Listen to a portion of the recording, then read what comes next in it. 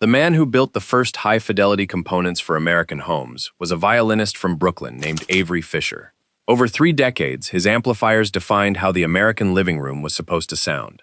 From a 40-watt tube monster that opened the horsepower war of hi-fi, to a receiver that outsold every high-fidelity component on the planet, every Fisher amplifier that mattered, from 1952 to 1964.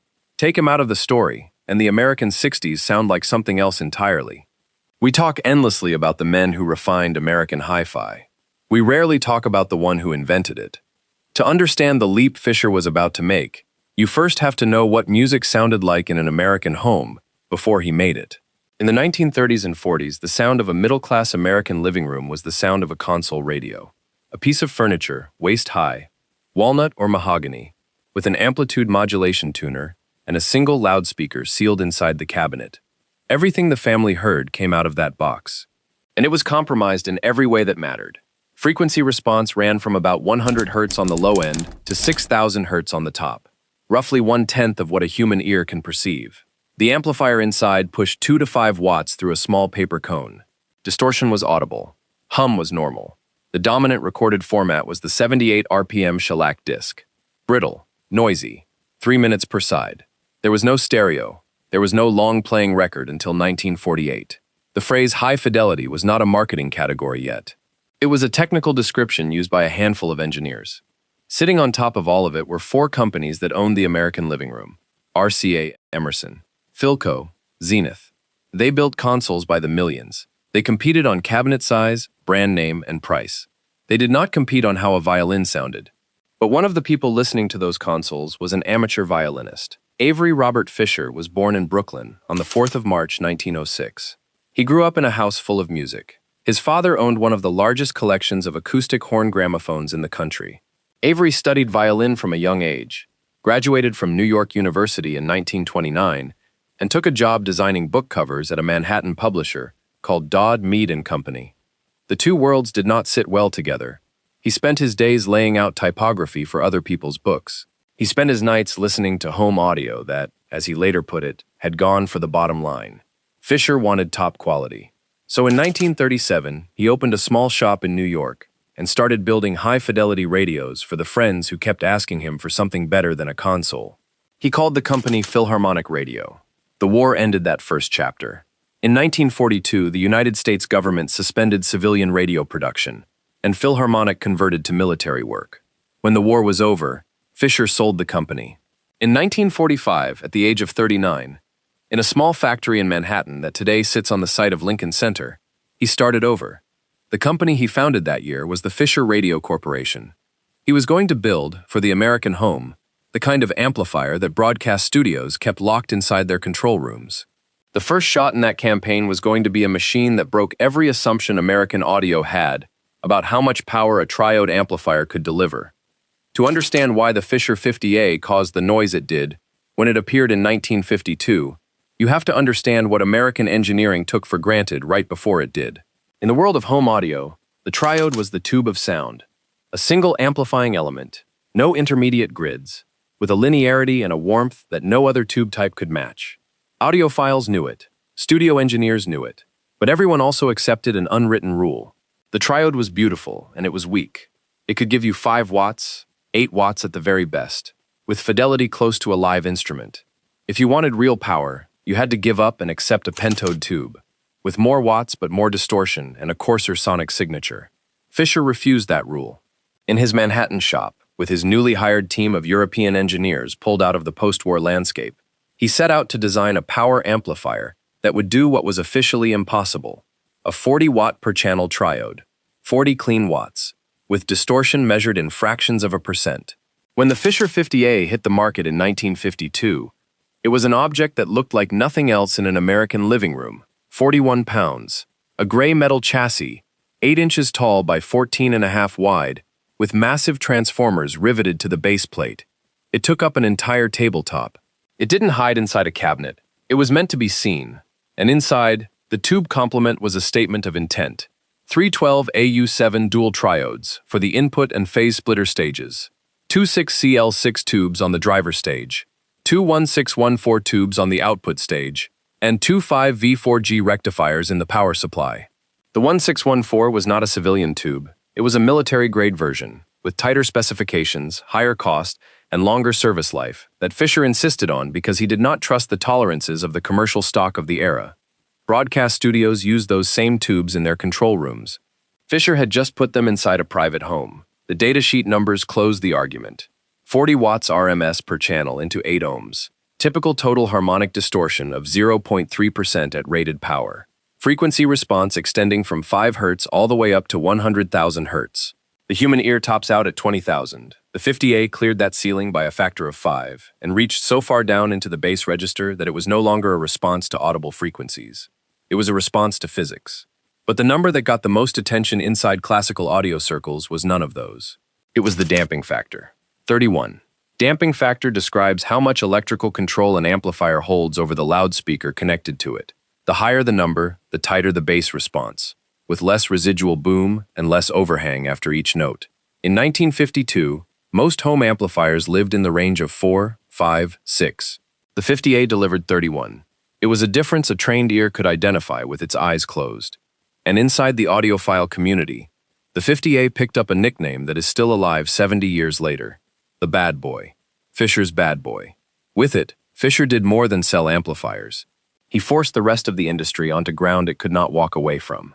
If Fisher was delivering 40 triode watts at less than 0.5% distortion, every other American home audio lab had to answer.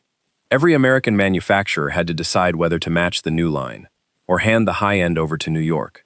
The first horsepower war in American high fidelity had just begun, and it had been started by a violinist. But the 50A had a limitation that Fisher was going to solve himself on the model that came next. Its damping factor of 31 was locked into the design. It was a fixed number, and Fisher, listening in his own living room through his own loudspeakers, noticed something the industry had not yet put into words. The ideal level of electrical control over a loudspeaker was not the same for chamber music as it was for a full orchestra, not the same for a small speaker as for a large one. The next Fisher was going to put that adjustment in the hands of the listener, with a knob on the front panel, and it was going to carry a name that would end up trademarked. Somewhere between 1955 and 1956, that front panel knob appeared, and Fisher gave it a name. Z-matic. The amplifier it launched on was a different animal from the 50A. Smaller, more affordable, designed from the ground up to sit at the heart of home systems that could not accommodate a 41-pound tabletop machine. It was called the Fisher 80AZ. It hit the market in 1956. It weighed 22 pounds, exactly half of the Bad Boy. Launch price, $99.50. Inside, Fisher had switched schools. In place of the 1614 military-grade tubes of the 50A, the 80AZ ran 2 EL37 tubes in a push-pull output stage. The EL37 was a British origin tube, prized in the European audio press for a mid-range warmth that bordered on vocal. Fisher had brought it into the American living room. Output power was 30 watts RMS into 8 ohms, 10 watts less than the 50A. But the specification Fisher wanted to sell was not power, it was distortion. Less than 0.5% total harmonic distortion at rated output, and a frequency response flat between 20 and 20,000 Hz, extended out to 100,000 Hz with minimal roll-off.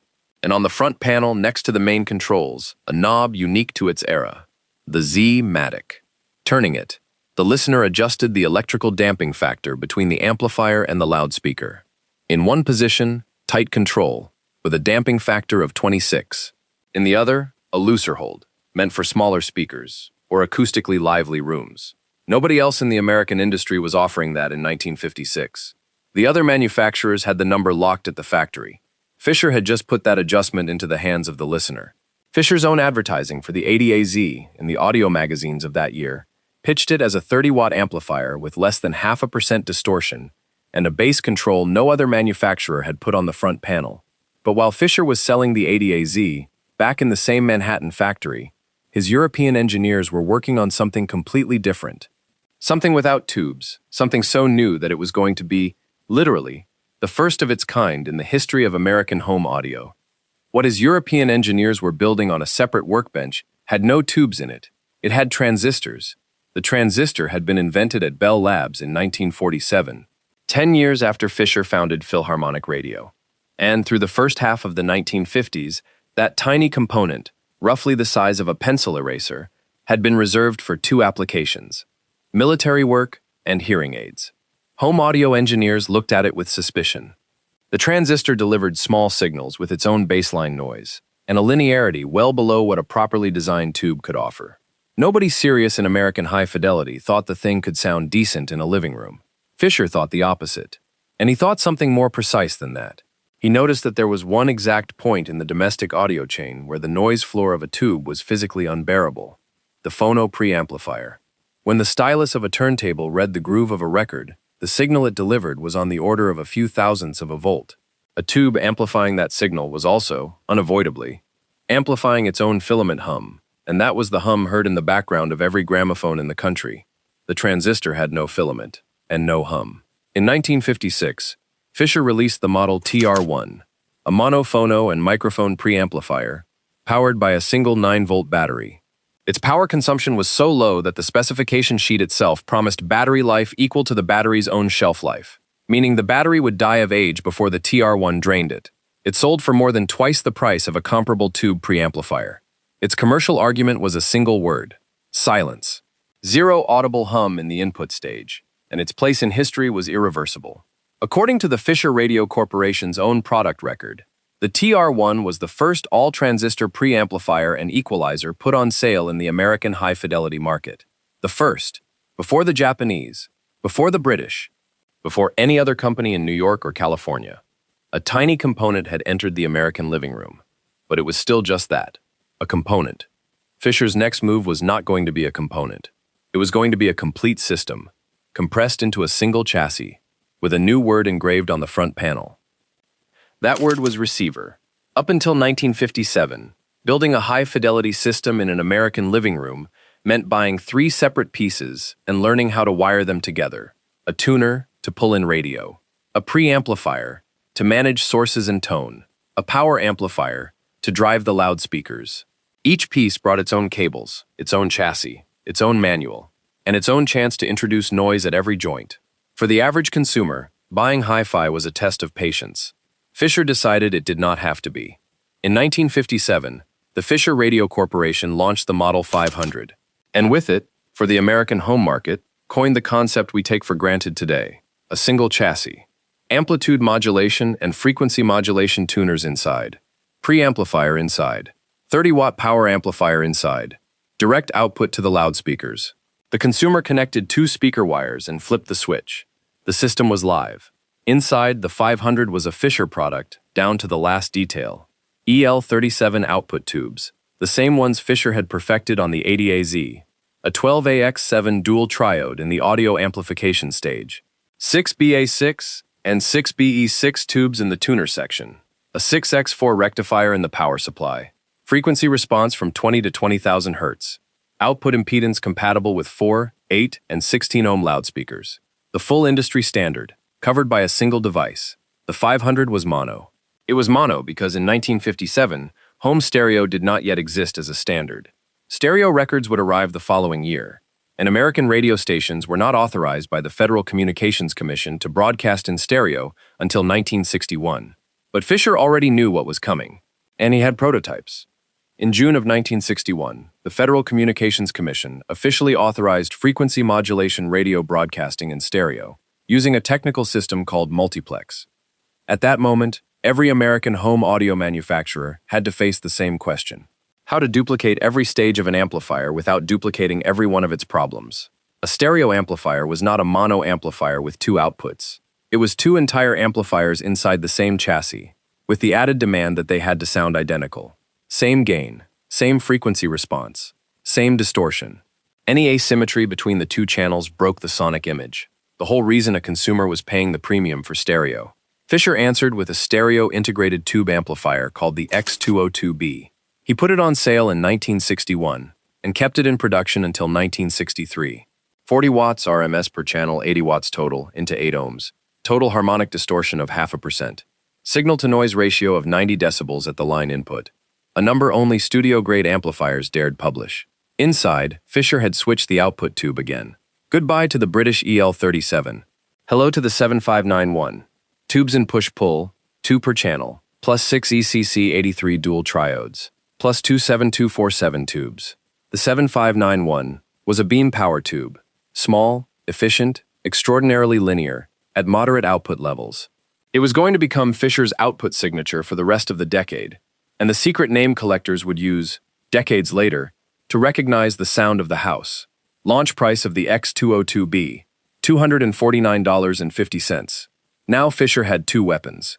The receiver concept, in one chassis. Real stereo, with the new 7591 tube, in another. The obvious question was when he was going to fuse them into a single machine. The answer came the following year. In 1962, the Fisher Radio Corporation launched the Model 500B, Fisher's first stereo receiver.